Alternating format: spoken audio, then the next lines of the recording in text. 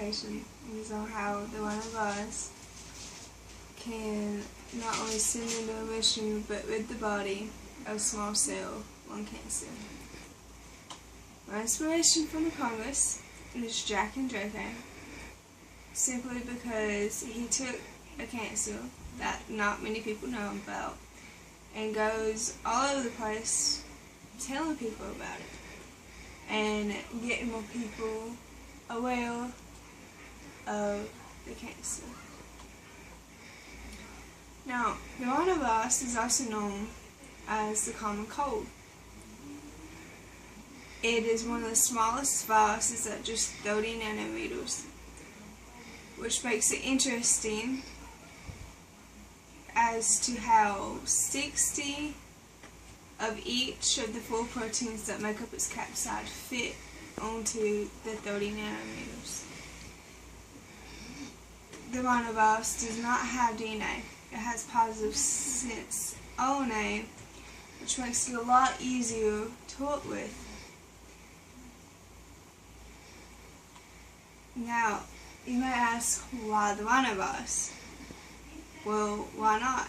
There's 99 known types of the coronavirus. Chances are you'll get probably every single one of them in your lifetime. But the reason I chose to use the coronavirus is because it naturally has a cell preference for the upper respiratory tract. It functions best in temperatures ranging from 95 to 97 degrees Fahrenheit, which is the temperature of your nose. It only takes 15 minutes for it to completely adhere to the surface and cause inflammation, and it affects everyone.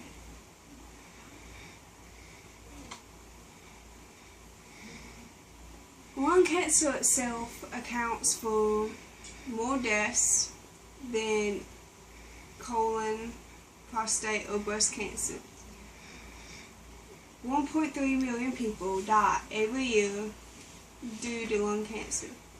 In 2007, 201,144 people were diagnosed.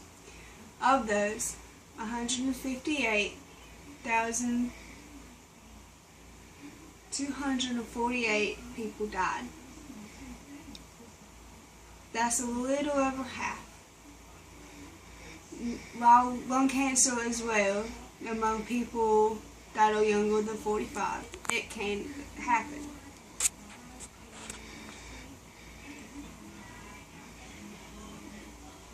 The treatments for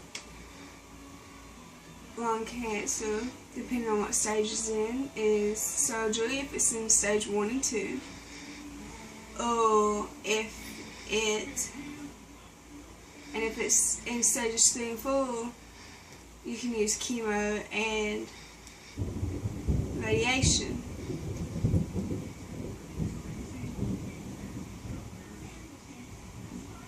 Chemo is simply poison. They use mostly gas derivatives, metal salts,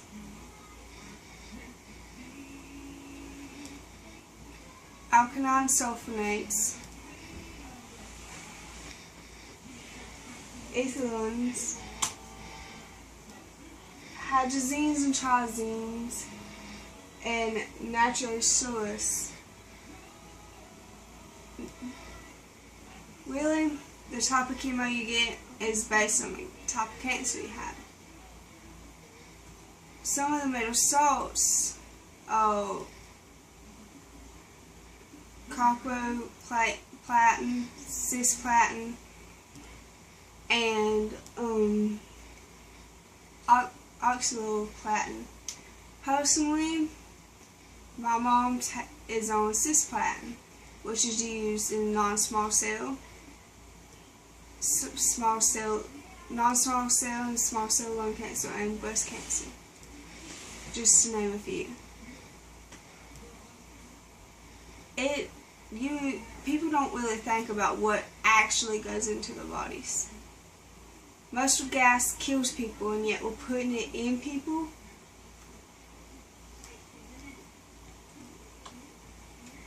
The two main types of lung cancer are non-small cell and small cell. There is a third type called colonoma, but since it only accounts for less than 15, it's not that major. Non-small cell is the most common, and it accounts for 80 to 85% of all lung cancers. It is easily treatable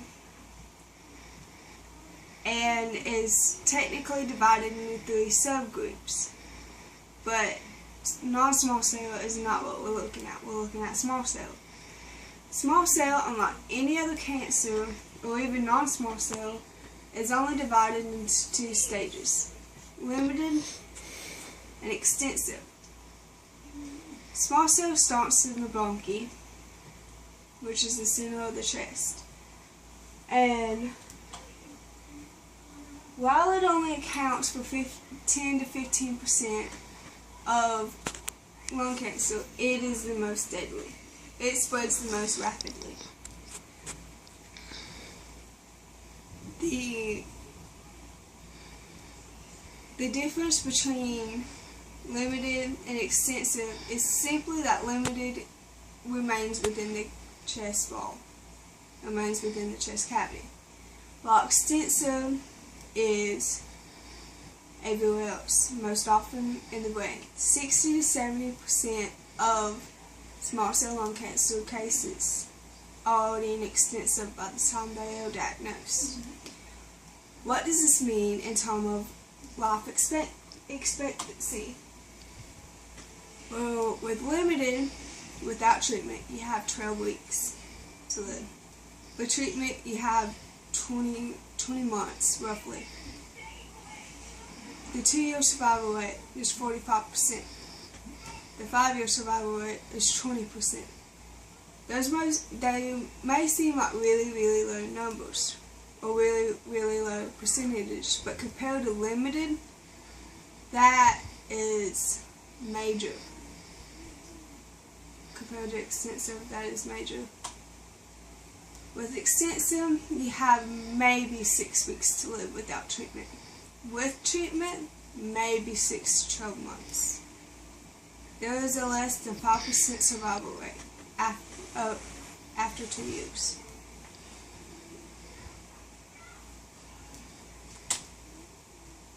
Changing the odds. There is a way to bring hope to the people who have small cell lung cancer. While not as much research has been put into small cell, like non-small cell, it can be researched more. Such little research has been put into this that we're not even sure what the protein markers are. But one of the potential protein markers is the progastrin releasing peptide, or pro-GLP. The progastrin peptide levels are higher in cancer patients with small cell lung cancer than they are in the benign cases. And the benign disease cases have higher elevations than what me and you do, the healthy group. This could mean a lot of things. For one, we can alter the rhinovirus in such a way that instead of the epitopes creating an autoimmune response, they can instead lock onto the higher levels of pro-GLP and go after the cells that have those. And once it's done, it has no host, so it dies off. How do you administer this? Well, you can do it through a shot. Turn the mutated rhinovirus into a shot form and get it every 3 to 6 months, up to a year, until it is all gone. Eventually, the rhinovirus can be altered to lie dormant in your body until more cancer cells appear, and then they can go and destroy it. Now, it may seem like a long shot, but it will work eventually. It just takes time and patience.